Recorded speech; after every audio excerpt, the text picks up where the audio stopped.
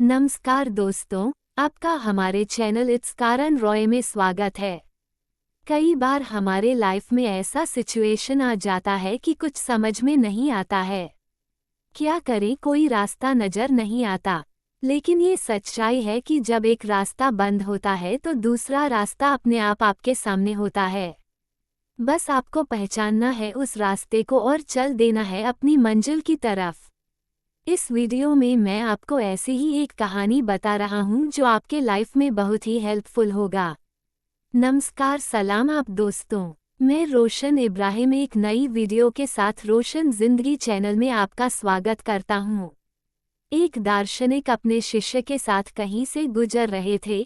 चलते चलते वे खेत के पास पहुँचे। दोनों को प्यास लगी थी तो वे खेत के बीचों बीच बने एक टूटे फूटे घर के सामने पहुंचे और दरवाजा खटखटाया।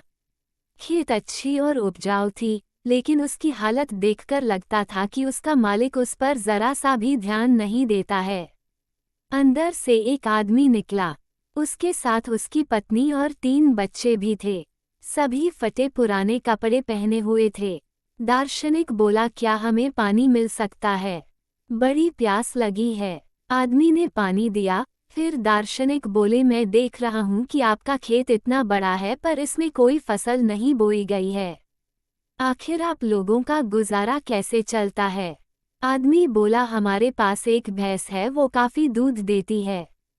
दूध बेचकर कुछ पैसे मिल जाते हैं और बचे हुए दूध का सेवन करके हमारा गुजारा चल जाता है। शाम काफी हो गई थी तो दोनों वहीं रात रुक गए।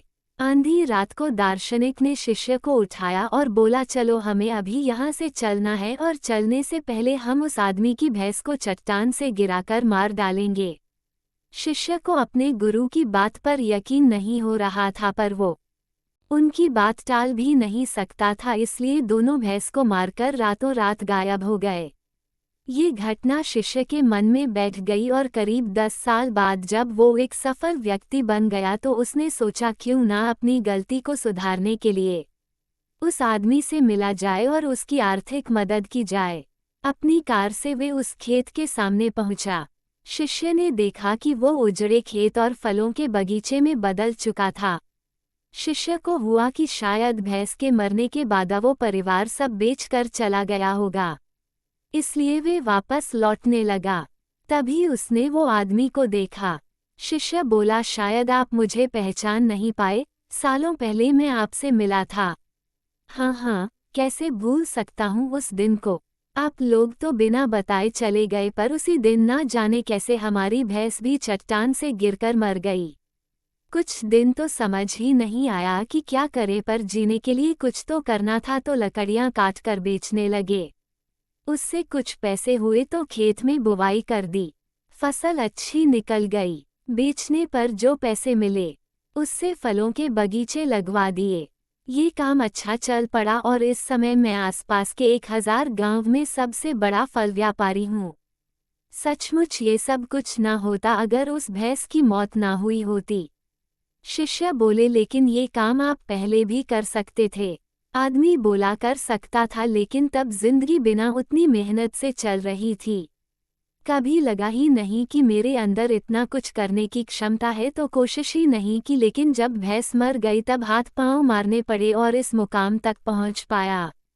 सोचिए, कहीं आपकी जिंदगी में भी तो कोई ऐसी भैंस नहीं है जो आपको एक बेहतर जिंदगी जीने से रोक रही है। उस भैंस ने आपको बांध कर तो नहीं रखा है। अगर आपको लगे कि ऐसा है तो आगे बढ़िए, हिम्मत करिए, अपनी रस्सी को काटिए, आज़ाद हो जाए। आपके पास खोने के लिए बहुत थोड़ा है, पाने के लिए पूरा जहान है। जाए उसे पाकर दिखाए। ताश के पत्तों से महल नहीं बनता, नदी को रोकने से समंदर नहीं बनता। बढ़ते रहो जिंदगी में हर पल, क्योंकि एक जीत से कोई सिकंदर नहीं बनता। आई होप आपको वीडियो अच्छी लगी होगी। अच्छी लगी हो तो कृपया एक लाइक कर दें।